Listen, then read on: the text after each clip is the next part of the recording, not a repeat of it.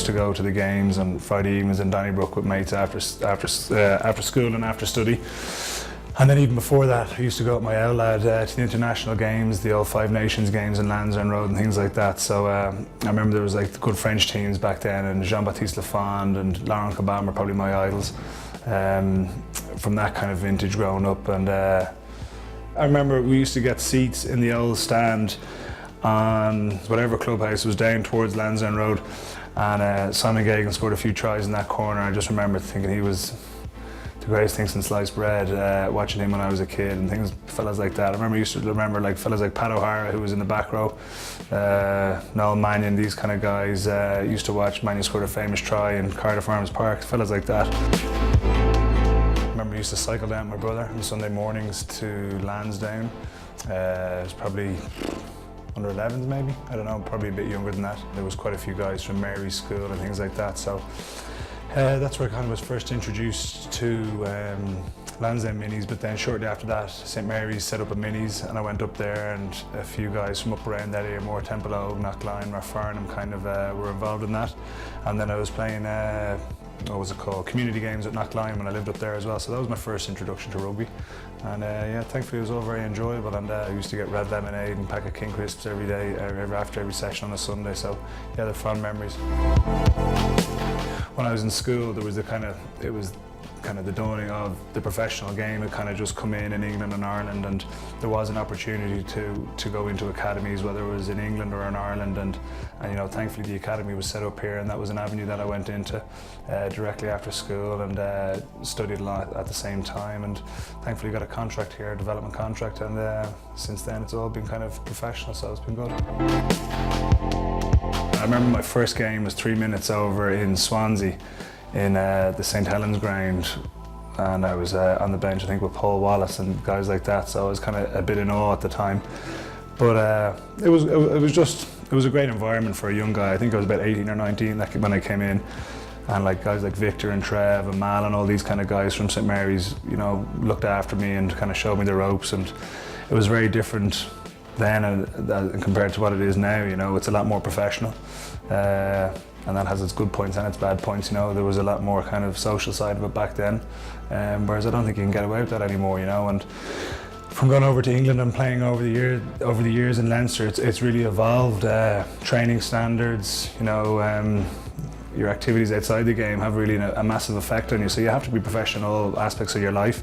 And I think as you get older, you learn from these things and you learn from experiences, and you realise what it takes to be a good professional week in, week out. And I think thankfully we've got a lot of good guys here that are good at that, and I think that's one of the core reasons why we've been successful, because lads do perform daily, weekly, and that kind of, when you do that right, you know, you're putting yourself in good positions, and that's probably the main thing I've learned over the years. It was a strange way the kind of opportunity arose.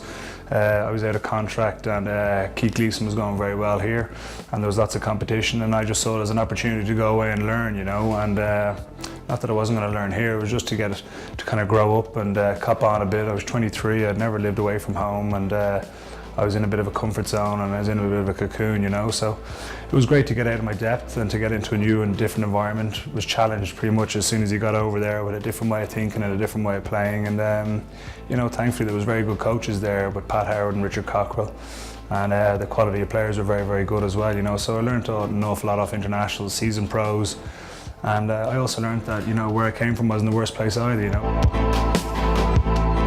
As players get a bit older and kind of get used to being a professional player, they don't maybe have to give as much of their life or as their time to it, because they've put in the years and they've got a great understanding of it. And with that, there's a bit more free time, you know, and I think when you're younger, you enjoy your free time and you're probably playing PlayStation and you're hanging around with your lads, but when your mates get to a certain age, they're working, you know, so you do have quite a bit of free time, so it's about maximising your time. And you know, thankfully Irupa have come on leaps and bounds over the years, and there's been player services advisors brought in. You know, Omar is doing a fantastic job getting all these opportunities, whether it's for study or for trades or for getting on boards, like you said, with Board Match. There's been a lot of these connections made, and kind of there's a mentoring program where players are extremely lucky to get these whether it's business mentors, whether it's sports mentors, whatever it may be, that give a bit of guidance. And there's a lot of goodwill out there, you know, so players have kind of availed of that opportunity over the last number of years. But on the board match side of things, it was something that came up from Donald, who's passed away, as everybody kind of knows, from Kerry. I went up to him in Ron MacDonald a few years ago, and he showed me around the place, and through my agent, it was a mutual friend that said, would you be interested? And then obviously board match have got involved with Arupa, and there's been other guys, like you said. I know that David Wallace and Marcus Horn down in Munster, and then obviously guys like Reds are here, and Kevin, and there's a few other boys who've really got involved in it, you know, and I certainly find it excellent. It's a good release from rugby, it's a good leveller, because I think we all appreciate how fortunate we are that we can play it, play the game, and if I can offer any help to them, and if it's a benefit to them, you know, it's obviously very positive. So it's been a good marriage, and you know, I hope it continues. It was in Zambrook. If he was 8, I'd be 7, and Michael Jones can be 6, or Laurel Caban, one or the other. The squad that we're in at the moment is very, very competitive, you know, so certainly in my position there's about 4 or 5 guys that can play 7 very, very well.